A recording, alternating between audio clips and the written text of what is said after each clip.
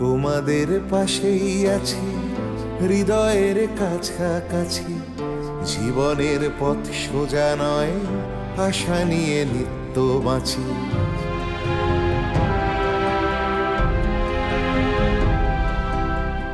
শিক্ষা ছড়িয়ে পড়ুক ভেদাভেদ শূন্য করে, এ বেলা নাই বা জুটুক ও বেলা জুটতে পারে। বিপ্লব আসছে দেখো নারী তুমি পিছিয়ে জানি, জ্বলে ওঠো নিজের আলোয়, মুছে দাও দুঃখ গ্লানি। এভাবে আর থেকো না হাহাকার জড়িয়ে বুকে, আমি হাত বাড়িয়ে আছি সাড়া দাও আমার ডাকে। আমি হাত বাড়িয়ে আছি সাড়া দাও আমার ডাকে।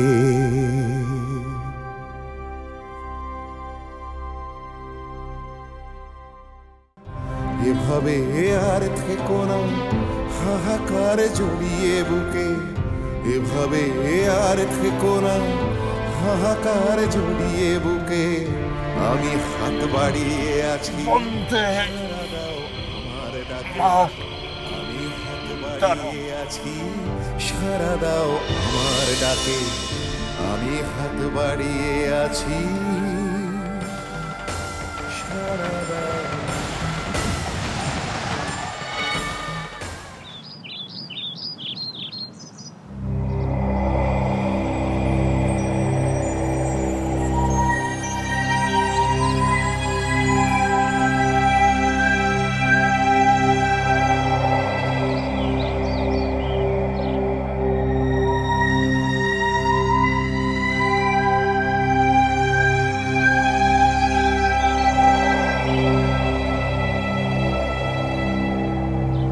দেখি সরে দাঁড়ান।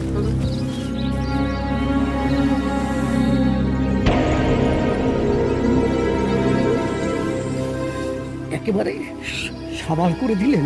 তা নাহলে কি, ওদেরকে ধরা দিতে বললাম, ওরা শুনলই না, উল্টো আমাদের দিকে ফায়ার করতে শুরু করলো, ব্যাস ফেলে দিলাম। ওই ছেলেটাও কি? কেউকেটা নয়, তবে কিউটের বাচ্চা, একটুর জন্য পালিয়ে গেছে, তা নাহলে ওটাকেও ফেলে দিলাম। আমি না ওই রাতেই বুঝেছি যে এ দারোগা বাবু না হয়ে যায় না। আমি তো গুলাগুলির আওয়াজ শুনে ভয়ে একেবারে হাত পা সেদিয়ে যাচ্ছিল আমার। আপনার সাহস আছে ভাই। ছেলেগুলোর আর্মস ট্রেনিং বেশ ভালো বলতে হবে। পালিয়েই যেত, নেহায়েত আমার নজরে পড়েছিল বলে ফেলে দিয়েছি। তবে এরকম ২-১০টা স্বদেশী সামলানো আমার জন্য কোনো ব্যাপার না। আচ্ছা, এখন কি হবে? কিসের কি হবে? ইংরেজদের বিরুদ্ধে জেহাদ করবে, তোরা গুলি খাবে না তো কি খাবে? না না না, আমি বলতে চাইছিলাম ওই ভাগাভাগি। এত বকবেন না তো, এখনো অনেক কাজ বাকি আছে। ডেড বডিগুলো সদরে পাঠাতে হবে, লোকজন আসবে, মাপজোপ হবে, সাক্ষী, অনেক কাজ অনেক কাজ। আচ্ছা, আমি আপনার মল্লিক সাহেবকে পুষ্পবতীর বাড়িতে নজরদারি করতে বলেছিলাম, করেছিলেন? করেননি তো, তাই এখন আমাকে একাই অপারেশনটা করতে হলো। তার মানে এই অখিলেশের ব্যাপারটা আপনি একলাই? গ্রামের লোক যখন সাহায্য করলোই না, তখন তো আমাকেই নামতে হবে। এরকম একটা ডার্ক সাইটে বিপ্লবী, তাকে ধরার রিস্ক তো আমি অন্য আরেকজনের উপরে দিতে পারি না। আপনার কি মনে হয়, এটা কি মশা মাছির মৃত্যু? যার মাথার দাম 10,000 টাকা, তাকে ধরার জন্য অপারেশনটা আমাকেই করতে হলো।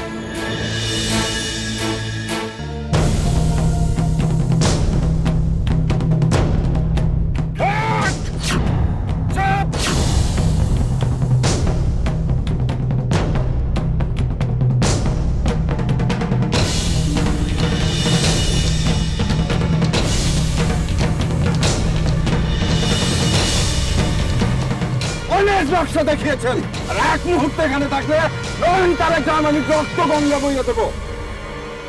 তাতে কি আপনিও নিরাপদে ফিরতে পারবেন দারোগা সাহেব?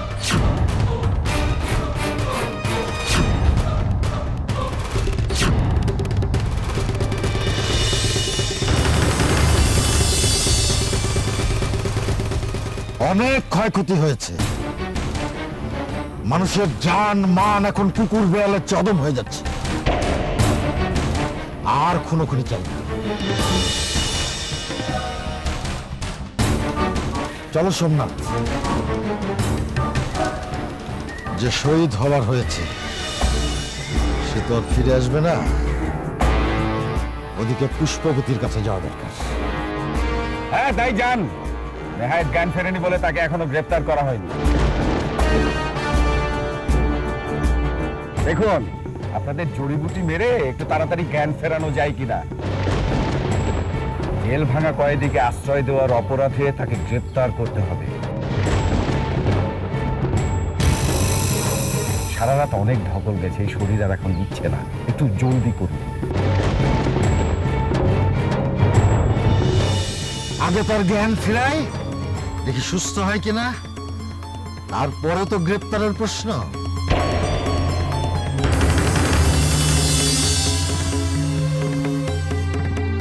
বলে কি মোহরানি? যতক্ষণ পুষ্পবতীর জ্ঞান ফিরবে না ততক্ষণ আমাদের হাপিতেশ করে বসে থাকতে হবে। তাছাড়া তার অন্য কোনো উপায় দেখছি না। আপনি ভুলে যাচ্ছেন আমি কে।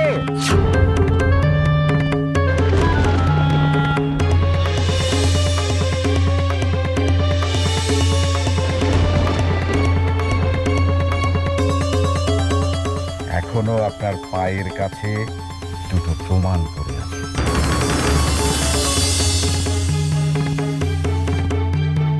হ্যাঁ জানি, আমি জানি আপনি কে। আর জানি বলেই বলছি যে একটা অজ্ঞান মেয়েকে জন্তু জানোয়ারের মতো গ্রেপ্তারের নামে ঝুলিয়ে নিয়ে যাবেন আর নয়নতারা গ্রামের লোকজন দেখবে দেখবে না।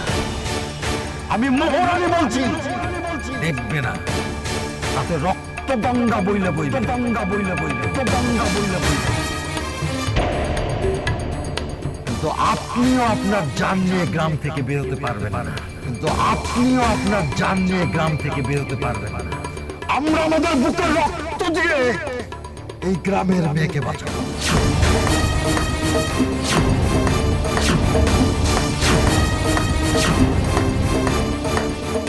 চলো সোমনাথ।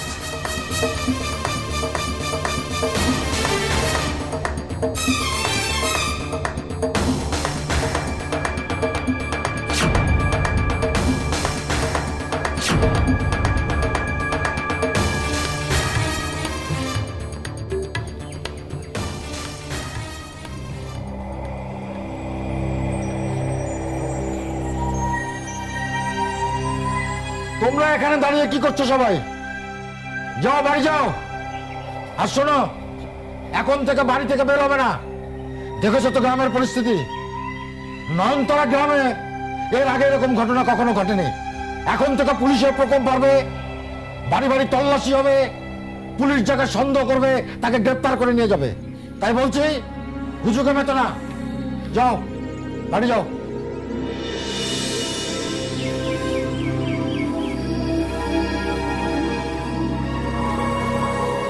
এসো সোমনাথ।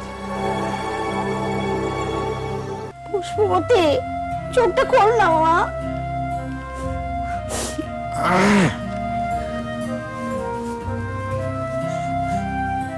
কি অবস্থা মাসি? অখিলেশের মৃত্যু সংবাদ শুনে কাল সেই যে জ্ঞান হারিয়েছে, তারপরে এই অবস্থা। আমি তো অনেক চেষ্টা করছি, ভেবে কিচ্ছু কুল কিনারা পাচ্ছি না। আপনারা এসেছেন, এখন দেখুন। কতক্ষণ জ্ঞান নেই? সেই সকাল থেকে, তবে মাঝে মধ্যে দু একবার চোখ মেলেছিল। সে তো ঘোরের মধ্যে। সেটা তো সেই ভোরেই হলো। একজন কথা বলো। মাসি তুমি তো ছিলে, তুমি বলো। কাল রাতে অখিলেশ কখন চলে গেছে টের পাইনি, ঘুমিয়ে পড়েছিলাম। আজ খুব ভোরে একটি ছেলের হাঁক ডাকে ঘুম ভেঙে গেল। বাইরে বেরিয়ে শুনলাম অখিলেশ মারা গেছে। সেই ছেলেটি মৃত্যু সংবাদ নিয়ে এসছে। আর সেই সংবাদ শোনার পর থেকে সে যে জ্ঞান হারিয়েছে।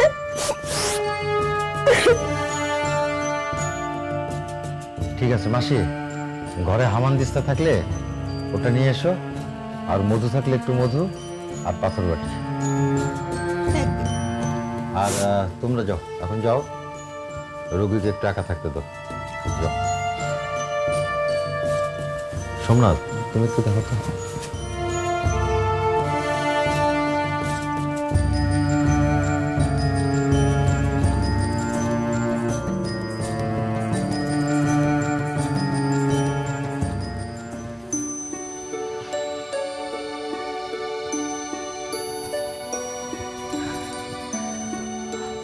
আর একটু ভাত দেবো?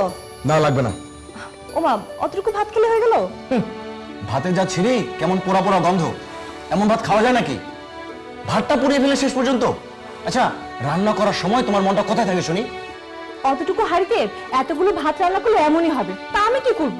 কেন, বাড়িতে বড় হাঁড়ি নেই? বড় হাঁড়িতে রাঁধলেই পারতে। বড় হাঁড়ি থাকলে কি আর ছোট হাঁড়িতে রান্না করতে যাব? বাড়িটাকে একেবারে মেজবাড়ি করে রেখেছিলে, রান্নাঘরে অর্ধেক জিনিসই খুঁজে পাচ্ছি না। আশ্চর্য, তুমি আসার আগে ফুলমিয়া এই বাড়িতে রান্না করেছে, দেখো কোথাও সরিয়ে রেখেছে। বাড়ি তো এইটুকু, রাজপ্রাসাদ হলে না খুঁজে পাওয়া যেত না। বাড়ির সব জায়গায় খুঁজে দেখেছি, শুধু হাঁড়ি কেন, পেতলে কড়াই, খুন্তি, তারপরে তুমি যে বিদেশি আতরটা এনেছিলে সেটা পর্যন্ত খুঁজে পাচ্ছি না। কি যাতা বলছো? এসব নিয়ে ফুলমিয়া কি করবে? কেন, তোমার বোনকে দেবে? দেখো, এতক্ষণে হয়তো ঠোঁট কাটা ছেলে হবার আনন্দে জামাই তোমার বোনকে আমার সাজগুজি জিনিস সব হয়তো উপহার হিসেবে দিয়ে দিয়েছে। হাবতের গোষ্ঠী। আচ্ছা, ফুলমিয়ার কোনো হাত টানের দোষ নেই তো? যা হাবতের ঘরের ছেলে, বলা তো যায় না। দেখো হামিদা, আমার পুলিশের চোখ, মানুষ চিনতে আমার ভুল হয় না। কত যে মানুষ ছিল তা তো বোঝাই গেছে। যদি মানুষ এত চিনতে, তাহলে অভদ্র অসভ্য ভাইটাকে ঘরে তুলে আনতে না, ফিরে দিতে তো পথ পেলে না। আর কি কিছু রান্না করেছো, নাকি এক তরকারি দিয়ে খেয়ে আমাকে অফিসে যেতে হবে? খুব গায়ে লেগেছে না? বসো, আনছি।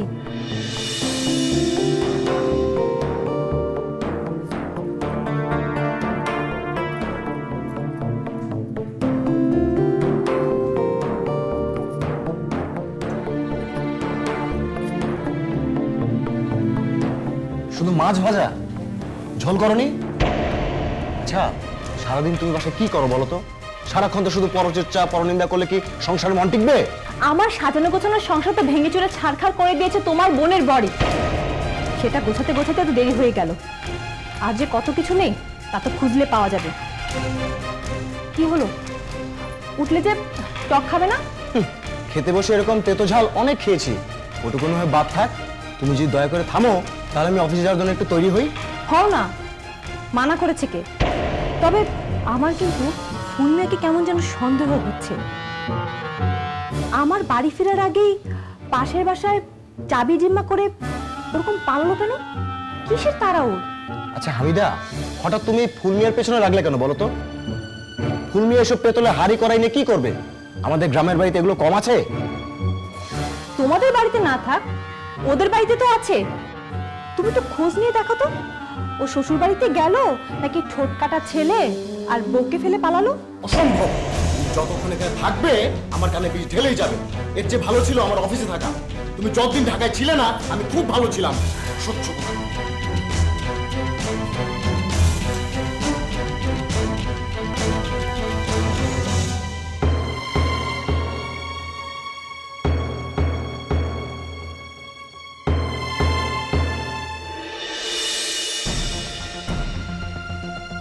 কি বুঝলে সোমনাথ? সন্ন্যাস, সন্ন্যাস রোগের আক্রমণ। হ্যাঁ, প্রাথমিক লক্ষণও তাই বলছে। মাসি, পুষ্পবতী সাধারণ শোকবশত অজ্ঞান হয় নাই, তার স্নায়ুর উপর দিয়ে একটা ঝড় হয়ে গেছে। হৃৎপিণ্ড খুবই দুর্বল, অবস্থা সংকটাপন্ন। এখন তো তাকে কি এখনো জ্ঞান ফেরেনি? দেখতেই তো পাচ্ছেন, আর কখন ফিরবে বলা যাচ্ছে না। আমার কিছু করার নেই, ওকে জেরা করে অনেক কিছু জানা যাবে। ওকে এখানে রাখা যাবে না, অ্যারেস্ট করে নিয়ে যেতে হবে।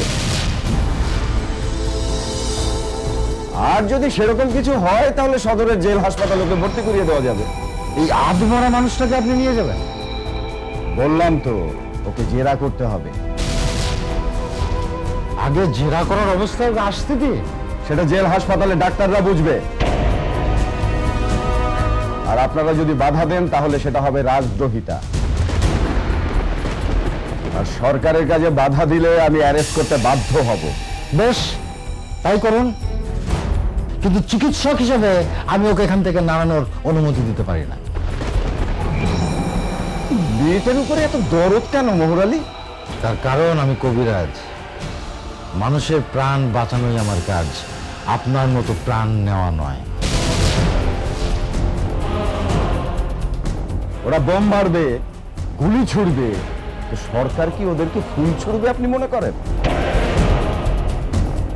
যাকে উনি আপনার সাথে তর্ক করার আমার কোনো ইচ্ছে নেই। পুষ্পবতীকে আমরা নিয়ে যাব, প্রয়োজনে ওকে জেল হাসপাতালে ভর্তি করাবো, ভালো ডাক্তার দেখাবো, যে করেই হোক ওকে আমরা বাঁচিয়ে রাখবো। যদি সত্যি ওকে বাঁচাতে চান তাহলে এখান থেকে ওকে এক চুলো নড়াবেন না। সদর হাসপাতাল তো দূরের কথা, এখান থেকে আধ ক্রোশ গেলেই ও আর বাঁচবে না। অজ্ঞান হলে মানুষ মরে নাকি? গুলির শব্দে ভিন্ডি খেয়ে পড়েছে। কাকে কি বোঝাচ্ছেন আপনি? ওসব অন্য কাউকে বোঝান, আমাকে না। আমি পুষ্পবতীকে নিয়ে যাবই, প্রয়োজন হলে অখিলেশের লাশের সাথে বেদ নিয়ে যাব।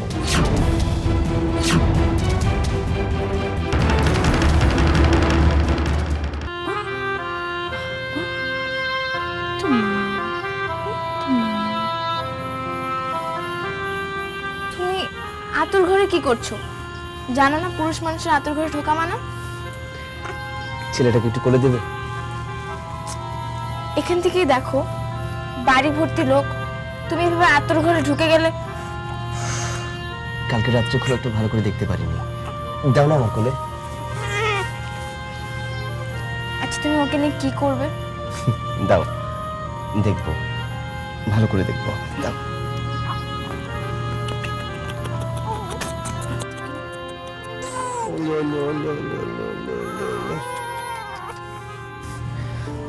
ফারজানা ম্যাডাম বলেছেন পোস্টকার্ডে লিখে জানাতে কেমন হয়েছে। তার জানার খুব শখ। তিনি কি বলেন জানো? ফুল মিয়া, তোমার বেবি জানের চোখ মুখ তো দেখিনি, তবে তোমার চোখ মুখ কিন্তু বেশ। কেমন গরুর মতো চোখ, টিকালো নাক। ছেলে যদি তোমার মতো দেখতে হয় তাহলে বেশ সুদর্শন হবে। তাই দেখছিলাম। তিনি তো আর জানেন না আমার নসিবে এই ছিল।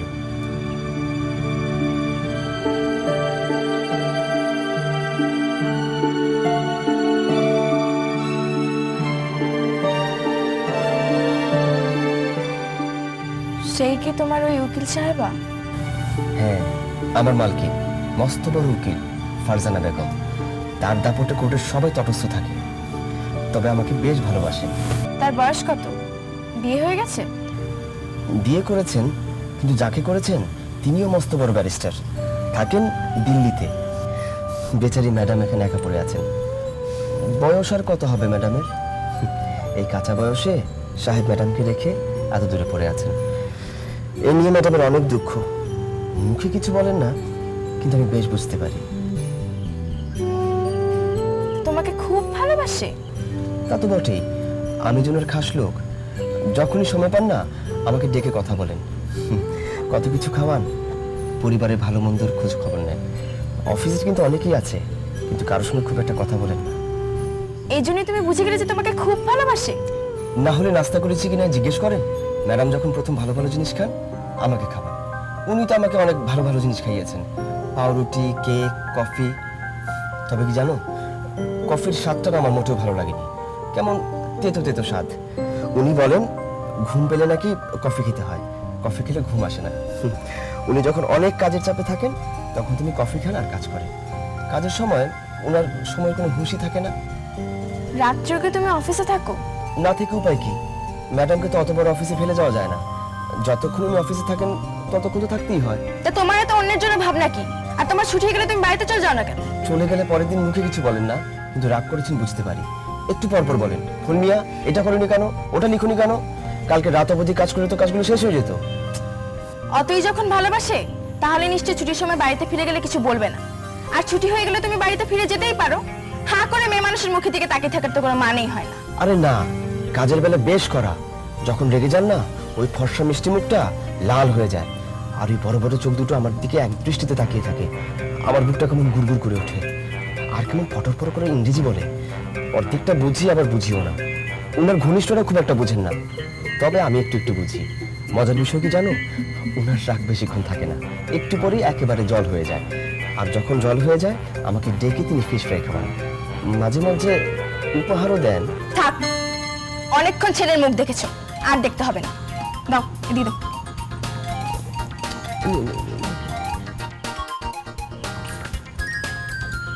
এবার তুমি আসতে পারো।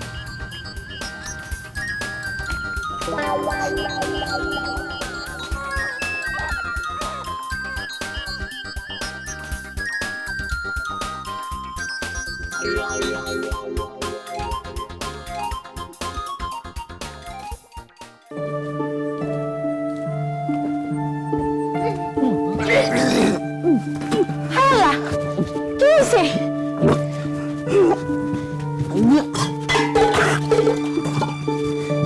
কি হয়েছে তোমার? বলো বলো।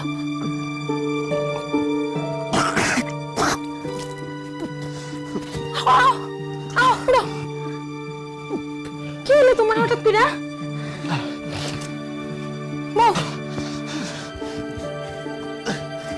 কি হয়েছে তোমার?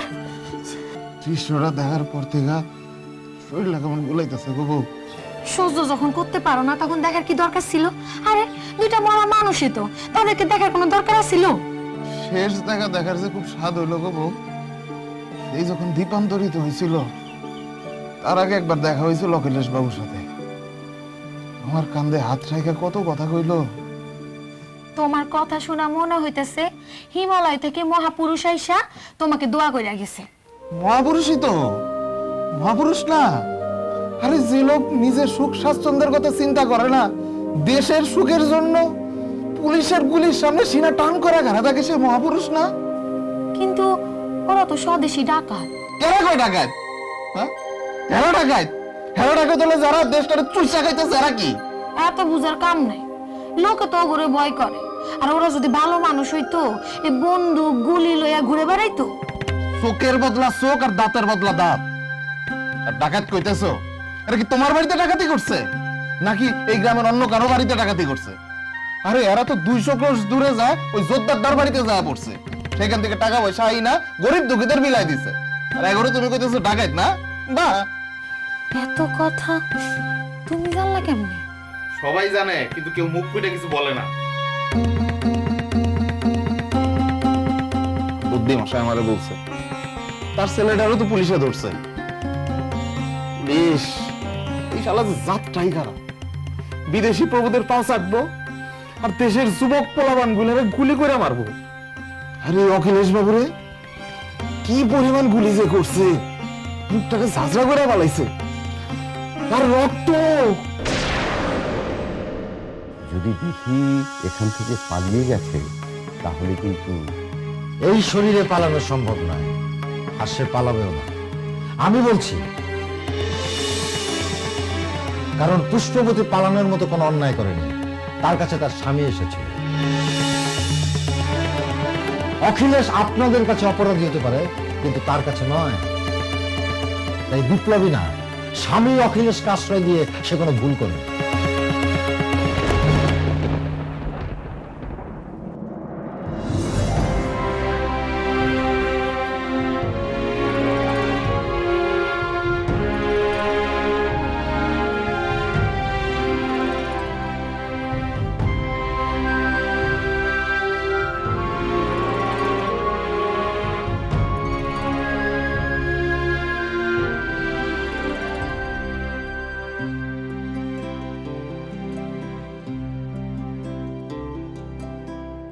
তোমাদের পাশেই আছি হৃদয়ের কাছাকাছি, জীবনের পথ সোজা নয়, আশা নিয়ে নিত্য বাঁচি।